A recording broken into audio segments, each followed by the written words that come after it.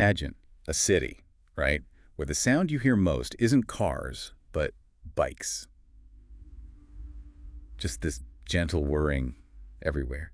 And canals weaving through these historic streets with houses that look like they're leaning into gossip. Like a postcard, yeah. Exactly. It looks like a postcard come to life. Yeah. But, we always want to go a bit deeper. Beyond those lovely images, what really makes Amsterdam stand out as a unique European experience for you, the listener? Yeah, precisely.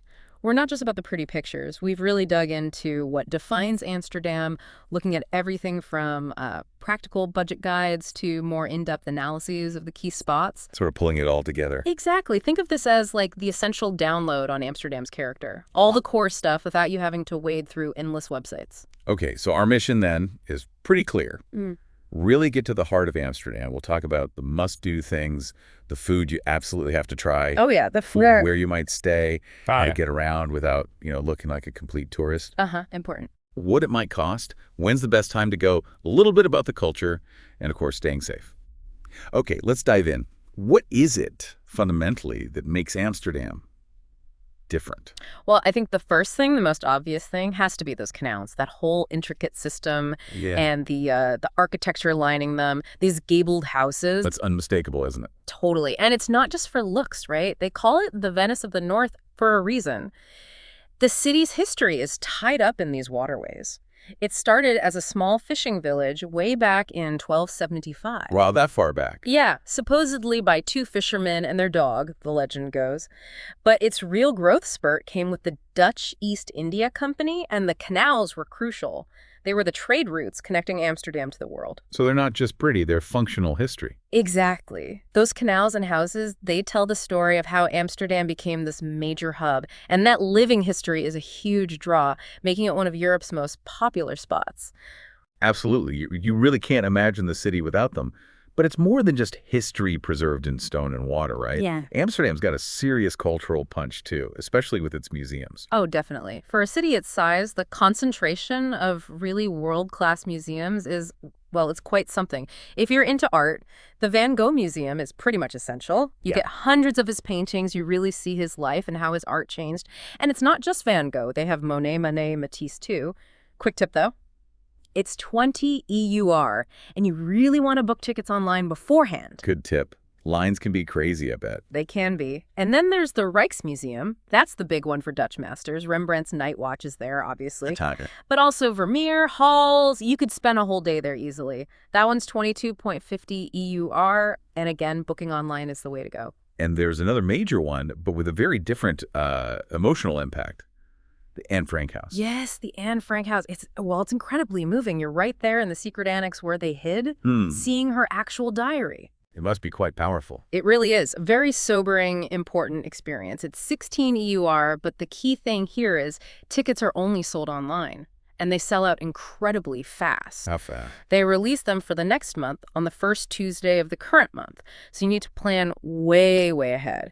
It's often crowded, but that just shows how much her story resonates. Makes sense. And for a broader city history. The Amsterdam Museum is great for that. It covers the whole sweep, lots of cool relics, maps, and it's in an old monastery and orphanage building. That's 20 EUR too. So a real range of museums. But, okay, stepping outside the museum walls, onto the streets, bikes everywhere. It's like the city runs on two wheels. It really does. That bike-friendly vibe isn't just a cute detail. It's fundamental to how Amsterdam works. Seriously, there are more bikes than people. Wow.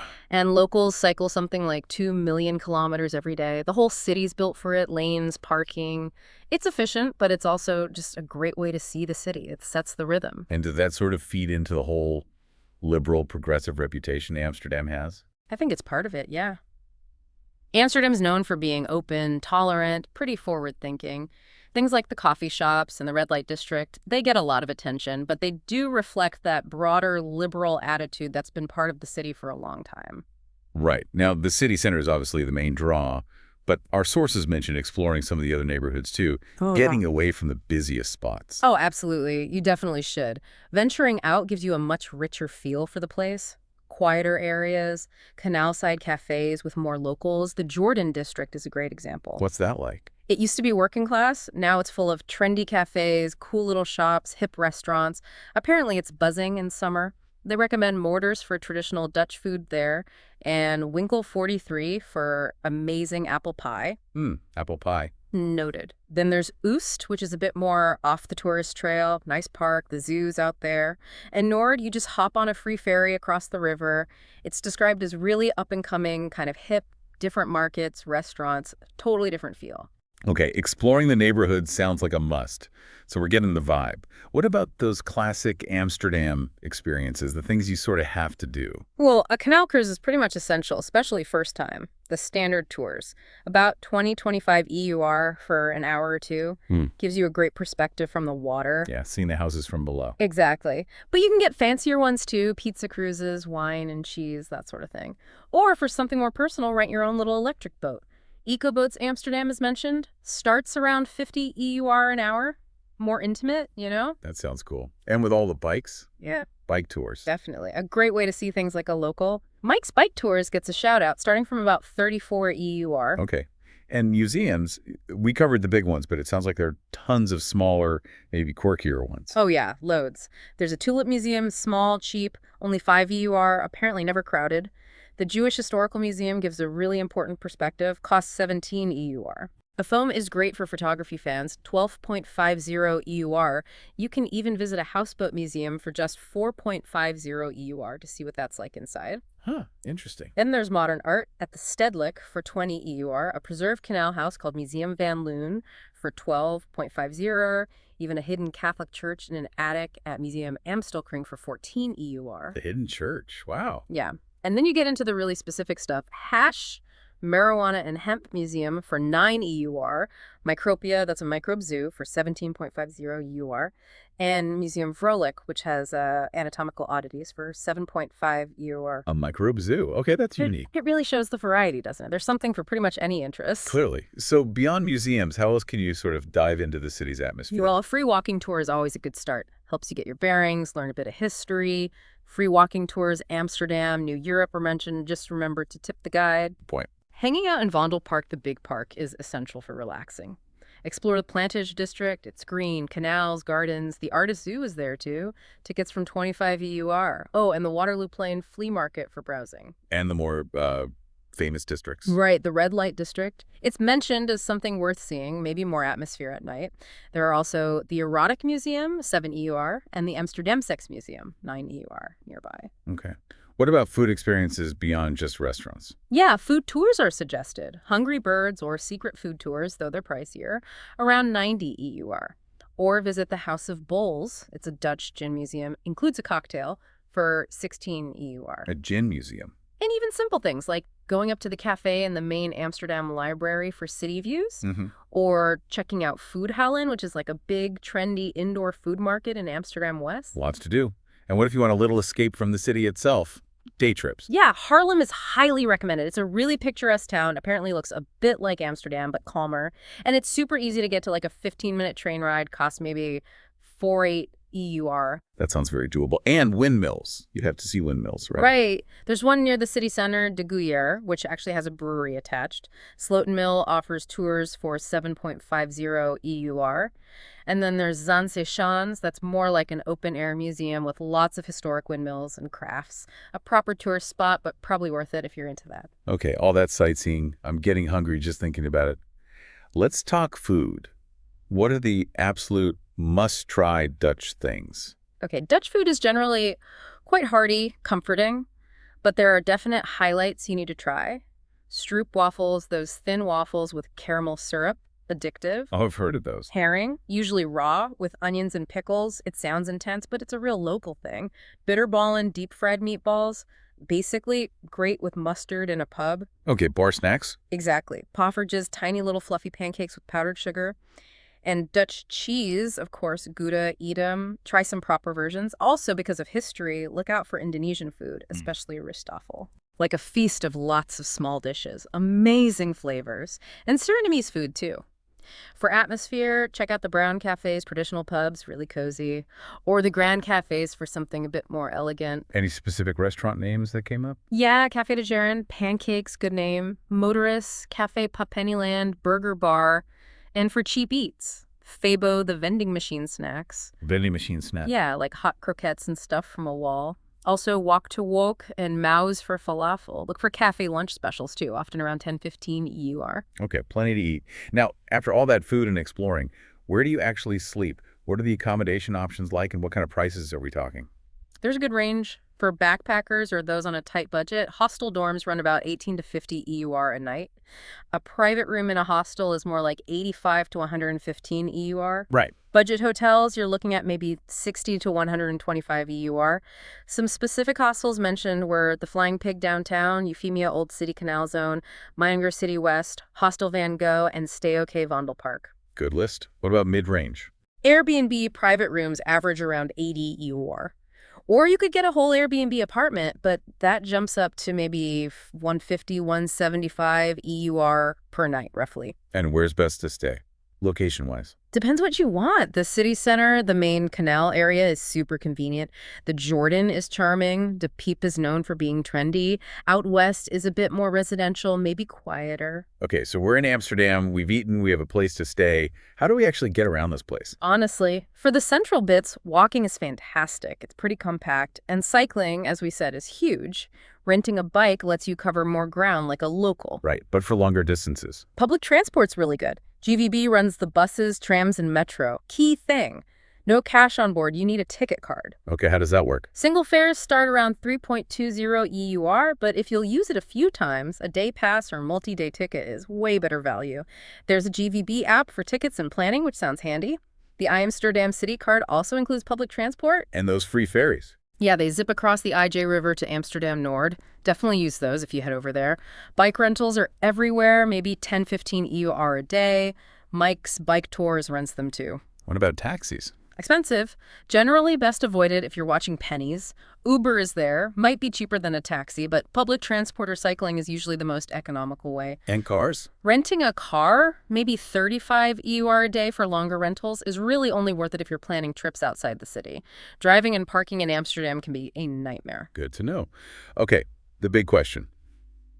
Money.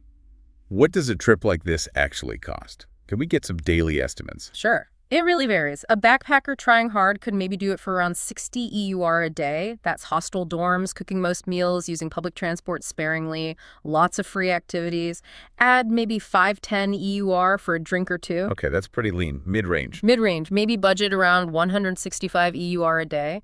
That gets you a budget hotel or a private Airbnb room, eating at cheaper restaurants, some paid activities like museums or a cruise, maybe the occasional Uber. And for a more comfortable, less budget-focused trip. Upscale, you're probably looking at 280 EUR a day or more. That means nicer hotels, eating out wherever, maybe taxis or even a rental car for day trips, doing pretty much all the activities you want. Right. Any killer money-saving tips that stood out? Yeah, quite a few.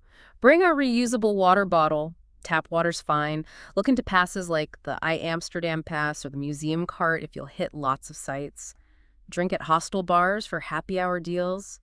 Belushi's at the Winston got mentioned. Smart. Definitely do the free walking tours. There's an Amsterdam nightlife ticket if you plan on clubbing. Renting your own boat can be cheaper than individual tours if you're in a group.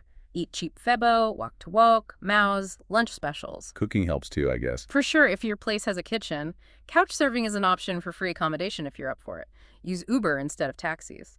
And check for free festivals in summer. Okay, some great practical tips there. So, assuming we've saved up, when is actually the best time to go? Well, Amsterdam's pretty busy all year round. July and August are peak season, warmest weather, usually around 22 degrees Celsius, but also biggest crowds and highest prices. You absolutely need to book ahead then. Makes sense. What about the tulips? For tulips at Keukenhof Gardens, you need to go mid-April to mid-May. Weather's usually nice then too, but maybe pack a raincoat just in case. So, when's the sweet spot? Generally, late spring, April, May, and early fall, September, October are recommended. Good weather, fewer people than summer. Winter gets chilly, around 7 degrees Celsius, but apparently the Christmas season is lovely with markets and lights. Just maybe less ideal for wandering around outside all day. Right.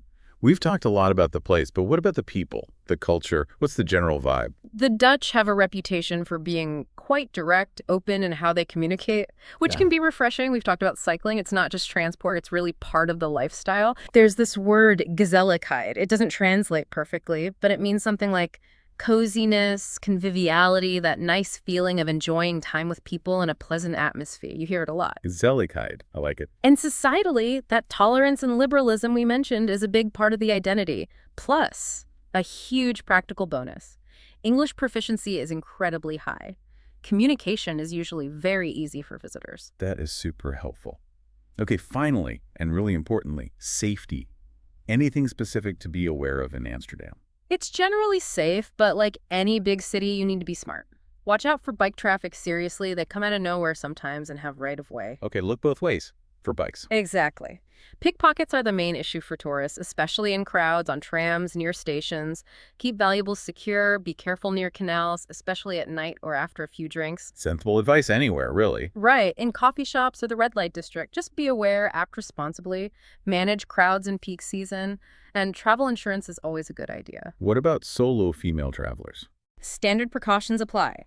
Be aware of your surroundings. Don't leave drinks unattended. Maybe avoid walking alone late at night in quiet areas.